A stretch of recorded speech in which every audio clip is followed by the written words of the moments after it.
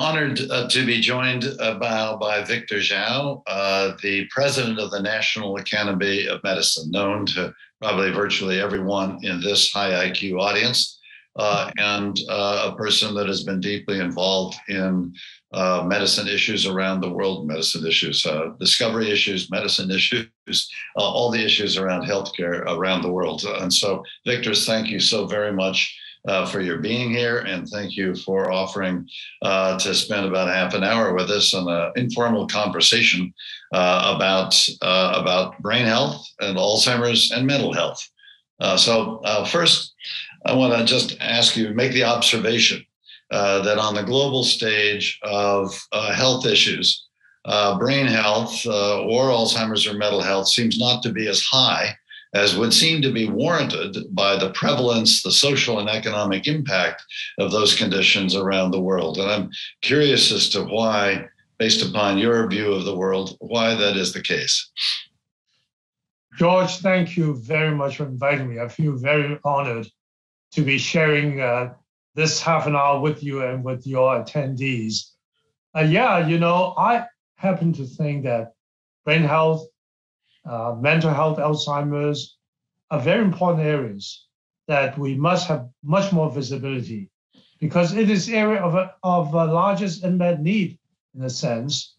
We all know that mental health, mental illness ranks among the top 5 in global disease burden, and 450 million people worldwide live with a mental illness, and 1 in 4 will be affected by neurological or mental disorders. Actually, mental health is the #1 cause of adult disability globally. And as you can imagine, the economic impact is huge. Some estimate about $3 trillion in current economic times. So the question really is, why is it not getting the attention? Well, it's fair to say that COVID has sucked most of the oxygen, literally and figuratively, from many of these issues. I've been so involved with COVID-19, and it's difficult to introduce other issues for countries, and many people were so busy think about another initiative. That being said, I think the recognition of the importance of mental, neurological health, brain health is really important. There's no question about that recognition. So the question is how to get more visibility. I think that's the question we should be talking about. So I think, I agree with you. Alzheimer's, not unlike mental health, is affecting upwards of 50 million families today, which is 100 to 150 million people, and it's going to triple by mid-century. And the bulk of that, intriguingly, is in low and middle income countries. Whereas mental health is probably pretty universal, but so clearly as well, if you're struggling to feed your family every day, that's a stress factor that will no doubt contribute to your mental health if you are in a low income or low resource setting. The world, at least at WHO, as the definition of a world identifier of health issues, and Europe have been focusing on healthy aging.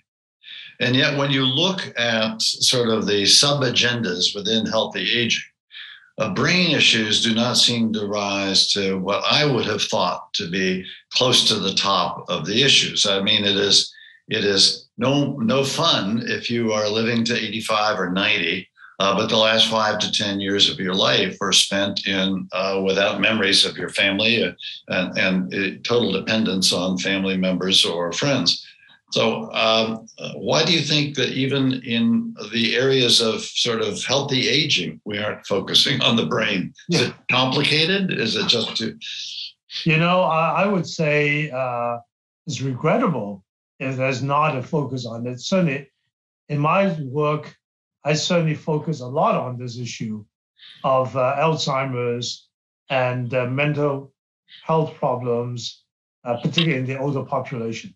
As you know, I work on health longevity as well. I think the issue is that the world is seeing this as part of a non-communicable chronic disease. And as you think about that hierarchy, you think about heart disease, cancer, and diabetes and others. And I think we need to elevate the issue of brain health to a much higher level, at least in terms of visibility. In fact, there are good treatments for heart disease. There are certainly treatments now for cancer and others. I think we need to really emphasize the unmet need of Alzheimer's and other mental health disorders, particularly if you think about the impact it's making, disease burden, and many others. So I think it's just a matter of trying to really do a better job of communicating the magnitude of disease burden. My feeling is that you've done a great job in looking at this Alzheimer's collaborative. But I guess for the world to be more recognizing this issue, we need high-profile people like Lady Gaga and Prince William and Kate Middleton to speak more about this. And we need to start a real movement, right? I think people now do identify this issue. Most people would have an elderly parent or relative with Alzheimer's or dementia. Many people have young adult or adolescents who have mental illnesses. And in fact, we just need to make sure that we bring this to the fore for people to recognize how big a problem this is. Who do we have to persuade? With whom should we communicate? Is this the high IQ audience? Is it government policymakers, or is it the people? I think it's everybody. I mean, after all, government, which made policy decisions, are elected by the people, and they serve the people. So if people are willing to speak up more about this issue, then I think, and push harder, as you are doing, then I think there will be a lot more visibility among the policymakers. And certainly in my mind, in particular, if you look at, what needs to be done and how to do it, I think policymakers will make a big difference, government leaders and others. I do think that the public is going to be the major driving force for change. As we'll talk about in HIV, how the HIV community get the kind of visibility, started a movement, and got PEPFAR and Global Fund and many others being funded to do this. I also think that the private sector has to play a big role. They hold the cards of many innovative directions or treatments and diagnosis. They need to be incentivized, but also be committed to doing this. So it's a public-private partnership as well. I also think that philanthropy plays a big role. Philanthropy can really, in many ways, help catalyze many of the movements, et cetera. So I think it really takes everybody, but I do think communication, messaging is a really important starting point. You're messaging, but also messengers is what I'm hearing. Absolutely, messengers. As I said, you can use a series of messengers ranging from high-profile individuals to, in fact, people like ourselves or physicians and healthcare workers to highlight this need, to also have public families. Families are affected by this. They should be able to speak up. I think the stigma issue has pulled people back from being willing to speak up. We need to break the culture of silence and really have people willing to speak up of the challenges and get a lot more visibility on this issue.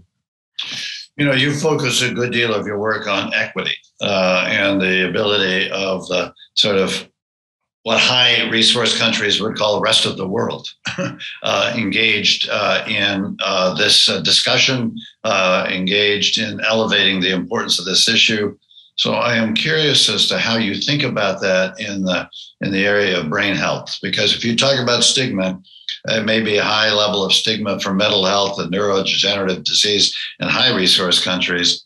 In low resource countries or low resource settings, this is even more so, even in places where, people basically chained to trees and given bread and water because they were regarded as occupied by the devil. So this is a massive continuing effort that we need to focus on this in low resource settings. And I'm saying settings because it's also true in low income populations in high resource countries. Yeah. Yeah, you're so right.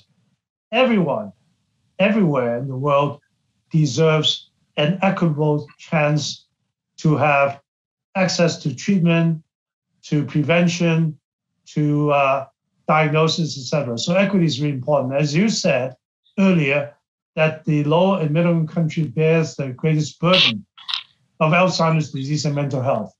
And so they must have equitable access with capacity to distribute and deploy the innovations that comes up from, let's say, the industry and other sectors. I think mental health affects every population. Illness affects every population, not just the rich countries. So to do so, which is what you're doing, you want to engage everybody, particularly low and middle income countries, and then include diverse populations in terms of the research, in terms of implementation. You are building capacity in research, but there's capacity needed in clinical care in all the low and middle income countries. And of course, the innovations have to be affordable. So I think that if you look at the equity issue, as I've learned in COVID-19 vaccine, we need global cooperation. We need public-private sector partnership. We need coordination, and we need multilateralism. Let's face it, we're going to change it. Everybody, every country should be working together towards this goal. No, you speaking of COVID, you were central to many of the efforts to create multilateralism in the COVID-19 context.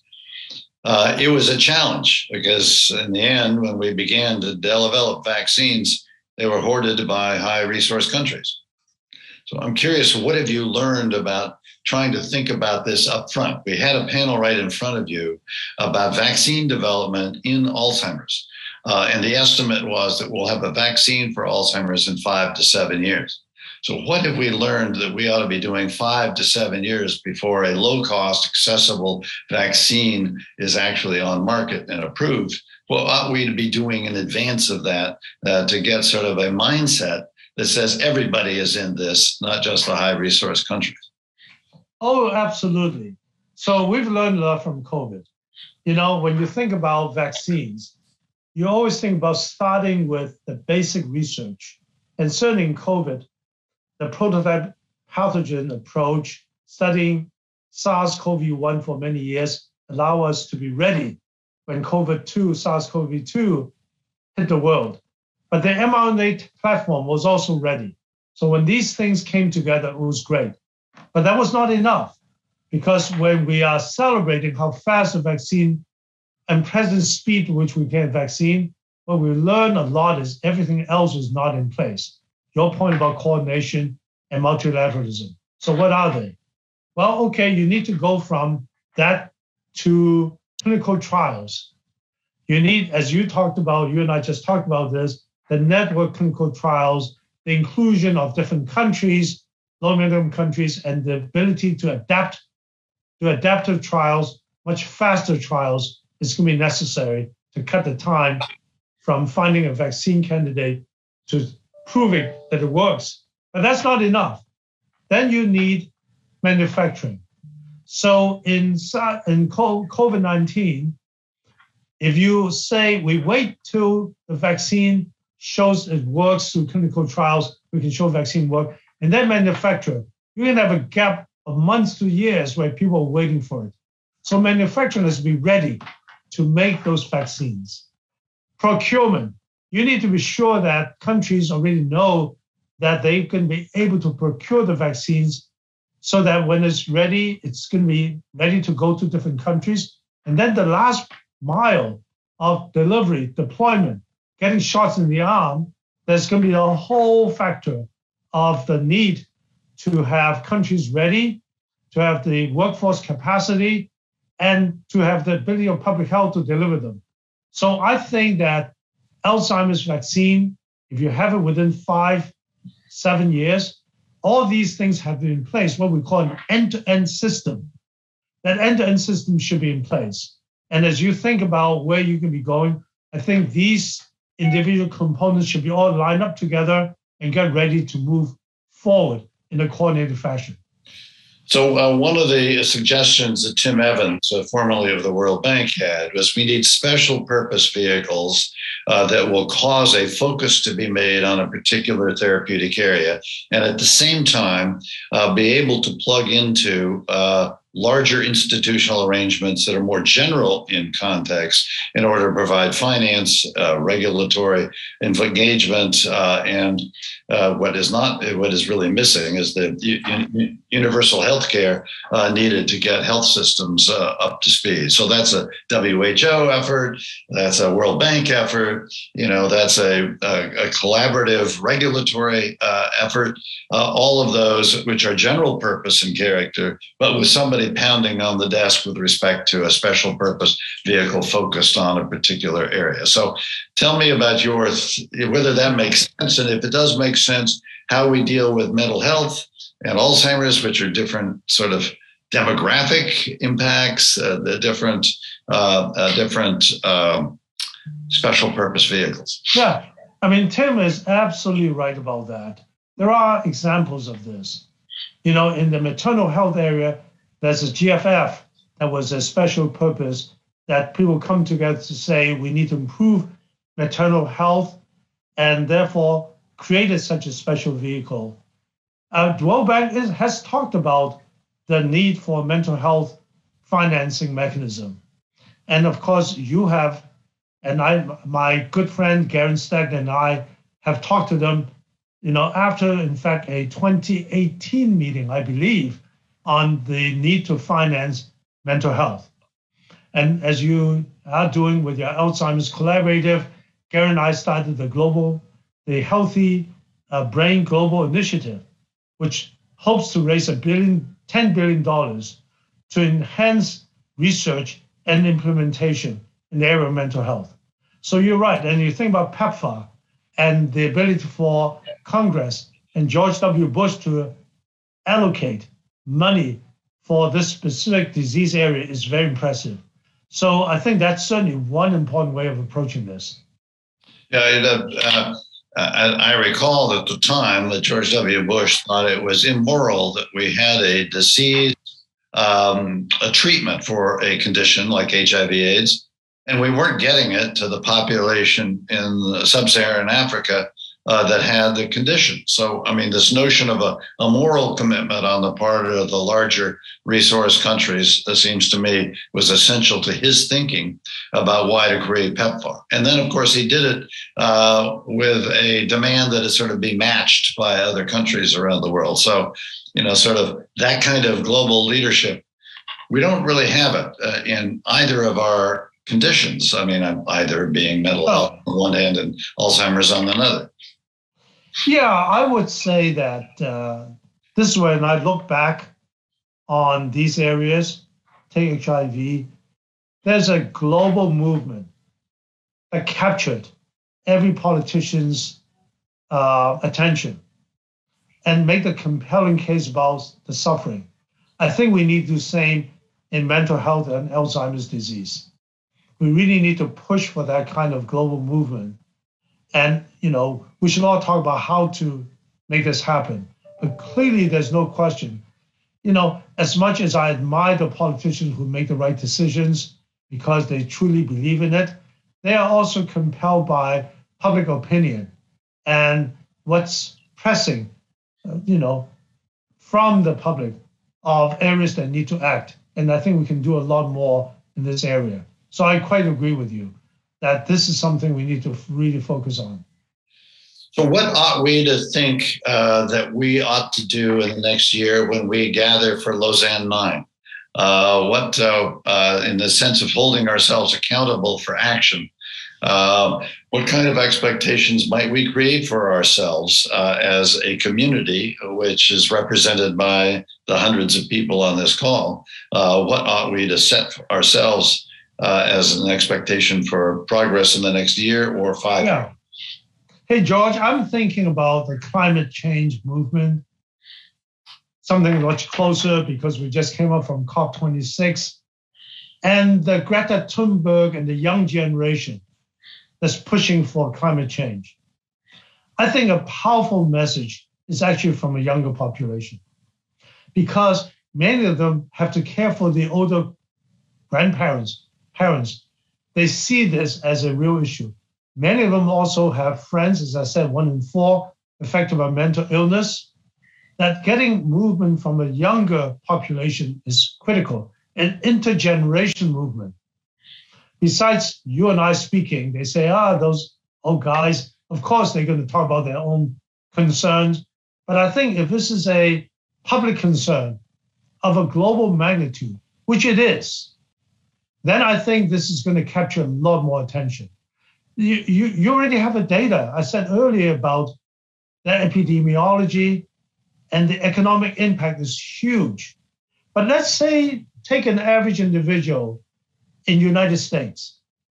They are parents. And take an average individual, their kids go to college. 25% of college students have mental illness. As you said, about 20% over the age of 75 have Alzheimer's. And if you think about that experience of individuals, that becomes a lot more compelling. I think we need to work together to try to make sure that we get the right people together and to have them share the experience and then begin to create kind of a large voice and visibility on this area.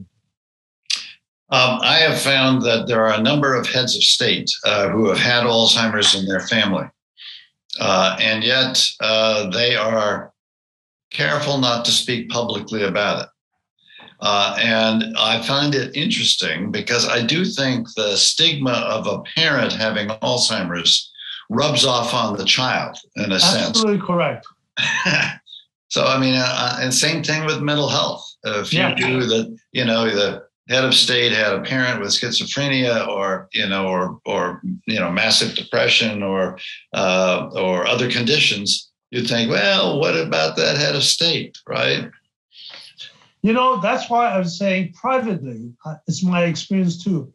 Privately, they tell you about how important this area is, how they're from own experience, but publicly, they're worried about the association, right? After all, if you have parents with Alzheimer's, are you likely to get that, particularly if you're a public servant? Or when you have children that have mental health, schizophrenia, or substance use disorder, how does that reflect on me? I think that's why we need to make sure that this people speaking up are not them, but others, to encourage them to speak up. And I'll bet you a whole bunch of smart politicians will say, yeah, that's a message I can resonate with. I'm encouraged to talk about that. Even though they're, in fact, motivated in part by their own family experience. Yeah, they can say, well, we have family experience without saying my father or my mother. But I do think that, look, first of all, what you're doing is great. And Garrett and I and HBGI really want to work with you. And we have talked about working with each other. We are working with each other to push the whole area of brain health forward, right? Because I see that mental health and neurological disorder, Alzheimer's, is a continuum. It's about the brain and the biology of the brain and how they become dysfunctional when you have abnormalities such as gene-environment interaction, aging process, etc. So really to concentrate on improving brain health is the issue. And that's, I think, easy for people to think about this, like cardiovascular health, right? And then trying to get public to seeing how important this is really important. Well, we know that cardiovascular health issues and metabolic health issues are contributory to mental disorders, Alzheimer's in particular. And so the notion of what is now called prevention science, this notion that if in fact we can get health systems to connect cardiovascular and metabolic disease and lifestyle factors together into a prevention strategy with intervention implementation around the world is another approach to try and reduce the risk of the growth of these conditions globally. So I'm curious, have you paid any attention? Have you been focused on that? Is that something? Oh, yeah, absolutely. Now, first of all, that other NCDs, chronic disease, and mental health disorders are linked is well established. And in fact, we all know that, as you said, those with diabetes, chronic disease are more likely to have mental disorders and vice versa. Many countries do well, like UK NHS, to do physical and mental health together. They look at caring together, not siloed as in our country. You know, you got this problem here, heart disease, you got brain disease over here, you're looking at different specialists. And actually by caring for the physical health, you improve mental health, and certainly vice versa. So that's important. But your point of prevention is even more important. That is, we all know exercise, better diet, and it's a life course issue. And when we look at lifespan versus health span, it is a healthy living that you see early in your life, through the middle age, and then towards the older age, that you can see how they're all connected. Therefore, that prevention of having good exercise, diet, and everything else is so important in reducing dementia, Alzheimer's, and other mental disorders, and also at the same time reducing cardiovascular disease and many others. So critically important.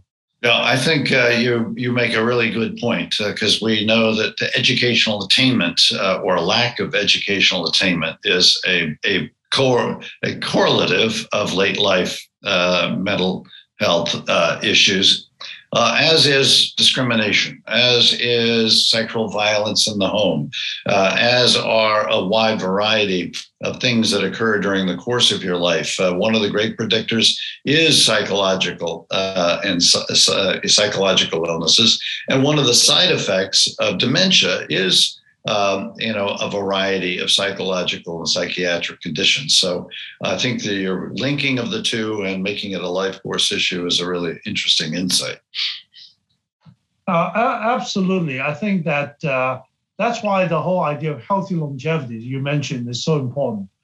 That in the work that you do, prevention of Alzheimer's and dementia is key by having a healthy longevity, which is really a healthy, shall we say, health span across whole life course, the entire life course from younger to middle age to older. I think this is all a continuum. Yeah, I think what we call it, the health span equaling your lifespan. So that's right. Don't decay early and you don't decay late. So, coincidentally or not so coincidentally, the next panel to be led by Husseini Manji is a panel on prevention. There you go. Risk reduction. So both what is happening in the science, but what more importantly is happening actually in interventions around the world and the efforts to do so. Mia Cavapelto is very well known in this space, and so is J&J's efforts across these brain health issues. So, Victor. Yeah, I also think that as you are doing, looking at early markers for disease is so key, right? So that you can actually strategize or target your strategy in terms of prevention or even early treatment. This is a very important part of the work that you guys are doing.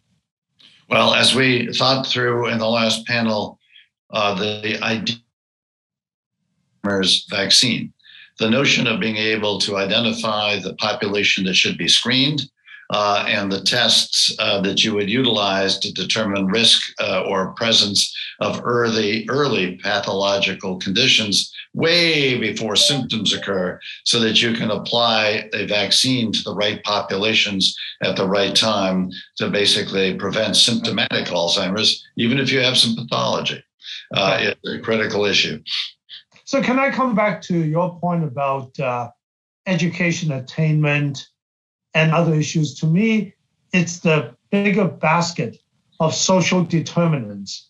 And it comes back to your issue of equity, right? We all recognize there are many social economic factors that determine health, including brain health. And the fact that these social economic factors are very much, in fact, affecting the population. And this is a reflection of our society, whether people have access to good jobs, good nutrition, good education, etc. So I do think that at the end of the day, aside from paying attention to these correlates, that we should do something about this as a profession to improve our societal conditions.